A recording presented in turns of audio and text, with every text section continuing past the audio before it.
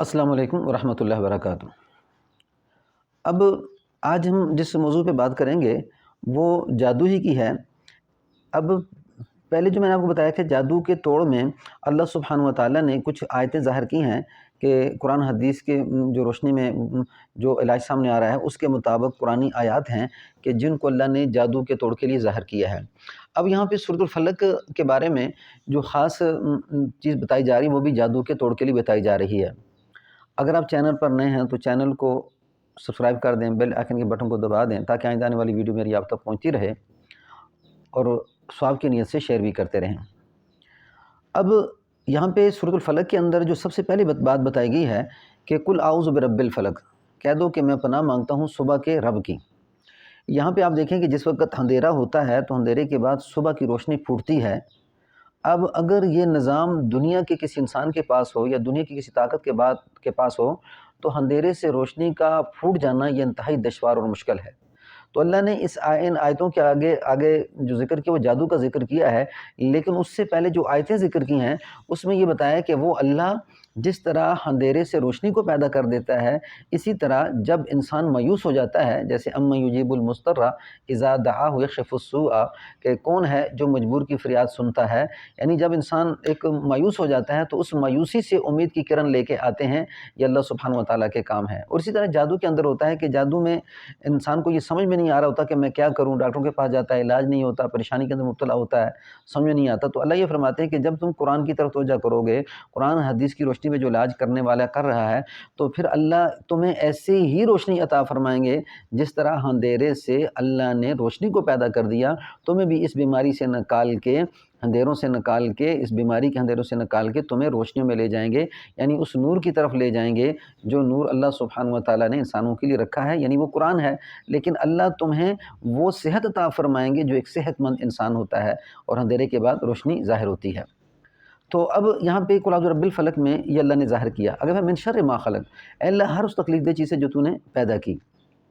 اب یہاں پہ یہ سمجھنا ضروری ہے کہ دنیا کی جتنی بیماریاں چل رہی ہیں نا، ان میں سورۃ الفلق کا پڑھنا سننا بہت ضروری ہے۔ آپ کی دنیا کے جتنے بھی مسائل ہیں ان میں سورۃ الفلق کا پڑھنا اور سننا انتہائی ضروری ہے۔ جو انسان پریشان ہو چکے ہیں بیماریوں سے، جو انسان پریشان ہو چکے ہیں مختلف حالات سے، جادو ٹونوں سے، گھروں میں لڑائیاں چل رہی ہیں، اسی طرح جو ہے نا ایک دوسرے کے ساتھ بغض، عداوت اور نفرتیں ہیں، تو ان میں سورۃ الفلق کا پڑھنا انتہائی ضروری ہے۔ اس میں سورۃ الناس بھی ہے، سورۃ الفلق اور سورۃ الناس دونوں کا، لیکن میں آج آپ کو صرف سورۃ الفلق کے بارے میں کچھ باتیں بتاؤں گا جو بیماریوں کے اندر انتہائی ضروری ہیں اور ساتھ اس کے جادو کے علاج کے لیے بہت ضروری ہے۔ تو من شر ما خلق میں یہ بتایا کہ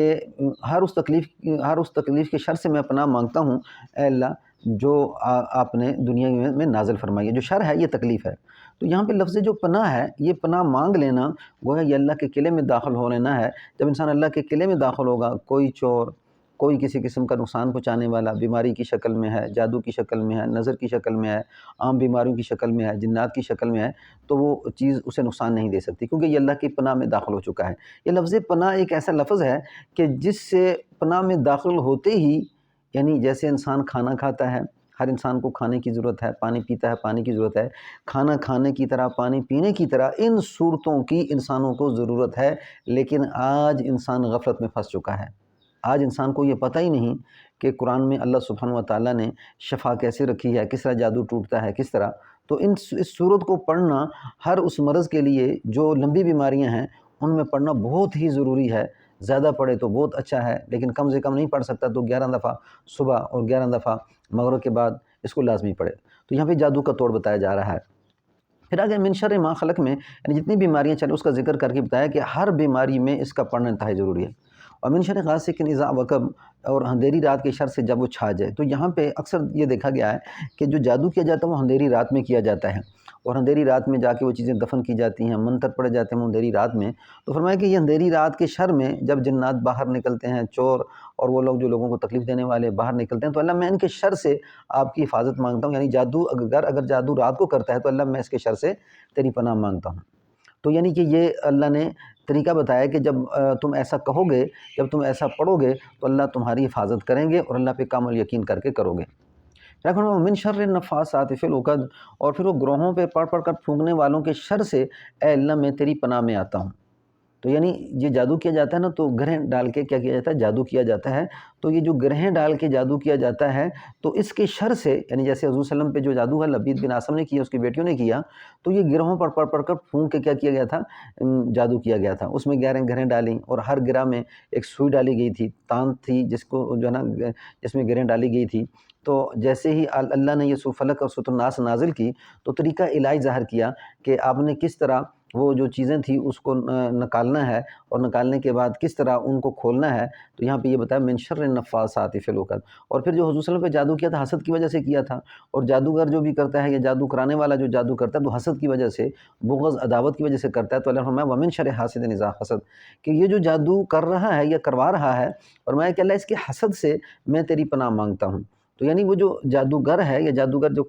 جو جادو کرا رہا ہے، اس کی حسد سے پناہ مانگنا ضروری ہے، جس سے جب یہ انسان پناہ مانگے گا تو پھر الحمدللہ وہ جو جادو اس کے جسم پہ ہو چکا ہے تو آہستہ آہستہ بدن سے نکلنا شروع ہو جائے گا۔ تو حضور صلی اللہ علیہ وسلم نے کیا کیا تھا کہ ان صورتوں کو پڑھا، پھر وہ جگہ بتائی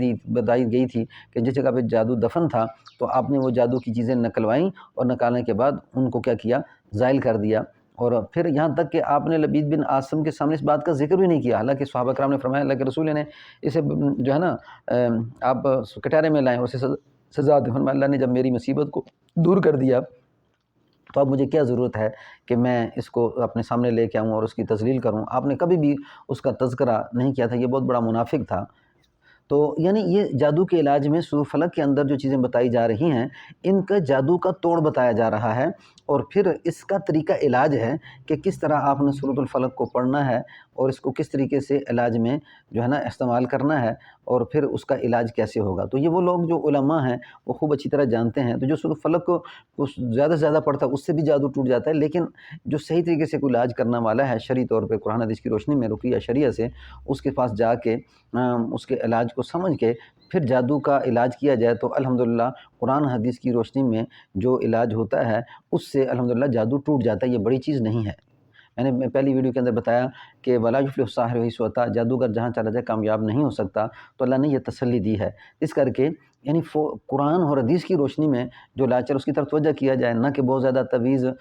گنڈوں کی طرف کہ جناب گلے میں ڈال لیے، اسی طرح دفن کر دیے، ان لوگوں کی طرف جائے، بلکہ جو صحیح عالم ہے کوئی اس سے علاج کروا جائے۔ میں خود علاج کرتا ہوں، اگر کوئی انسان اس مصیبت میں مبتلا ہو تو مجھ سے رابطہ کر سکتا ہے۔ میں نے نمبر پہلے بتایا ہے 0343971358۔ السلام علیکم ورحمۃ اللہ وبرکاتہ۔